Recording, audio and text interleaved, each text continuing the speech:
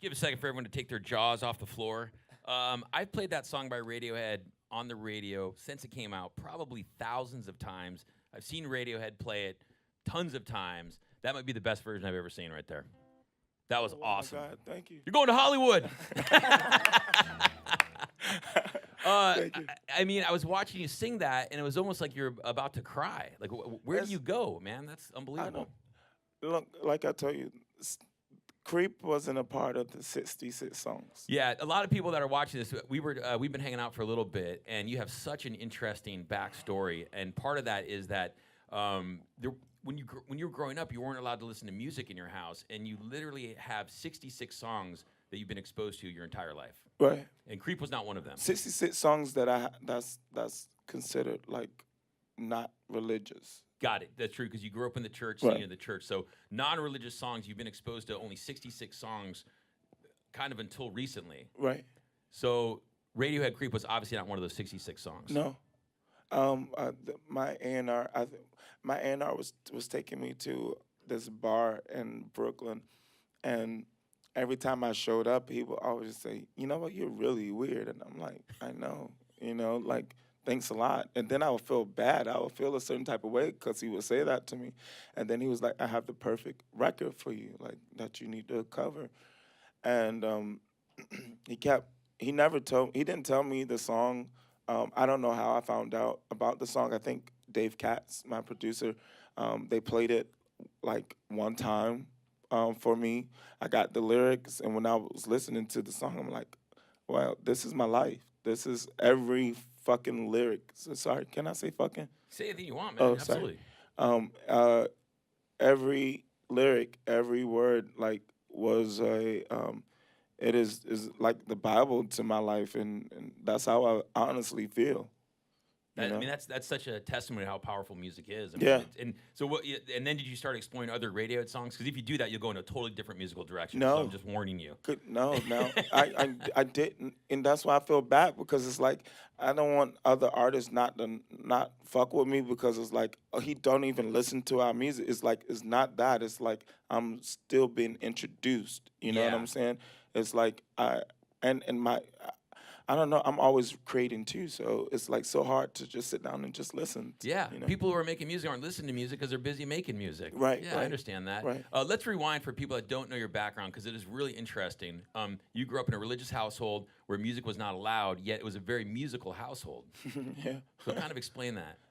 My dad is to this day, like, if you ever find him wherever he's at, he's an entertainer, and I think my dad always wanted to travel the world and tour, and he did get an opportunity to tour, and then I came along. So, I think he made the decision to have an effort to be a father. Let's say that, and he played the lead guitar.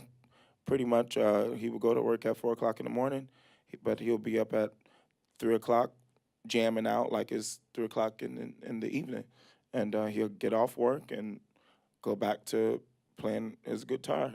And that was pretty much my life until I left. Yeah, and what age did you leave home at? 15. Okay, yeah. What an interesting kind of background, and to not be exposed to music. And you said the majority of music that you were exposed to was from the 80s. Yeah. So you're kind of like this time capsule almost. Yeah, I am. I really am, though. Yeah. I really feel like, and we had an incident today in the van. I was playing, someone introduced me to a particular artist, and he's smiling because I'm gonna say something. Because I have these things. It's like for certain songs, I go to certain songs to feel certain things, and it depends on who introduced me to it. Like, what was I doing? Was it an orgy? Was it damn, did I say that loud? Was it You're allowed to have orgies, man. They're not against the law a yet. smoke session, or Hot box, whatever. Yeah, so it's the juke music that I was introduced to by my photographer. He did the Soul Train, that epic picture. He introduced me to that, So Yeah. I was really, I was like, I needed his energy. So I was like, let me put this song on. So as soon as I changed the song to go to my next song, that's a part of the 66 songs, he was like, thank you, because, that song gave him a headache, you know? Yeah, yeah. So I'm a time capsule. Listen, you've known your band forever. These guys have known you since you were little, right? Yeah. Coming up forever. I mean, that's got to be kind of like he's just being honest, man. Like I'm tired of these 66 songs, dude. There's tons of music out there. Yeah. They do it all the time. I mean, we create. You don't give them control of the playlist, man, on a van? Come on. I don't know. I don't see. I haven't been doing that. I have not been controlling the playlist. I've been listening. We just got into a little brawl about this because I haven't been listening to my 66 songs that get you rooted. There. Yeah. Yeah. I love the thought of kind of, it's like a beautiful mind. Like you have 66 songs that kind of help you navigate through life and deal with whatever situation kind of comes your way, which is awesome. I know that you talked to me about how you basically learned to sing from mimicking your father's guitar playing, which is also a unique way to learn how to sing. I've also heard you. I did a lot of research. There's not a ton of stuff on you out there, but I was watching this one interview with you, and you were talking about how you kind of visualize things. Like, so can you explain that to me? Because I find that fascinating. It's I think it's like a gift. I think some people don't believe in it, and it's like, okay, whatever.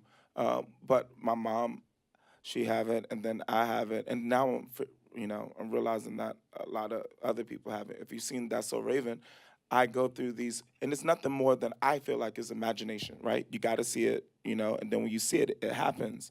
So I always sit down, like even before we came here today, I try to sit down and visualize everything, visualize what's going to happen. There's no way you visualize this, dude. No. There's no way. I didn't visualize that at all. You know what I'm saying?